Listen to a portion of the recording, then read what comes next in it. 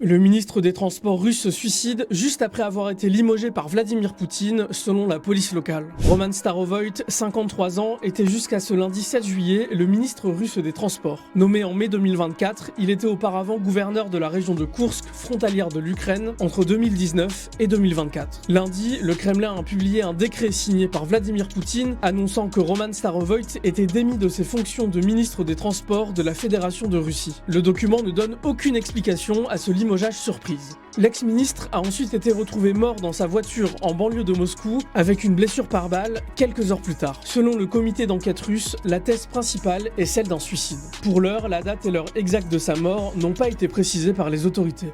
Dans la foulée de son limogeage, Vladimir Poutine a nommé l'ancien adjoint de Roman Starovoyt au ministère des Transports. Interrogé sur ce remplacement, le porte-parole du Kremlin a seulement répondu qu'il s'agissait de la décision du chef de l'État. Le remplacement de Roman Starovoyt intervient au moment où des aéroports russes sont soumis à des fermetures temporaires répétées en raison des attaques de drones ukrainiens. Son limogeage pourrait aussi être lié à de possibles affaires de corruption dans la région de Koursk, selon des médias russes. Son successeur au poste de gouverneur a quitté ses fonctions au bout de seulement 6 mois et a été placé en détention en avril dernier pour des soupçons de fraude. D'après des médias russes, il aurait témoigné contre son prédécesseur et ancien supérieur. Une enquête a été ouverte pour établir les circonstances exactes du décès de Roman Starovoyt.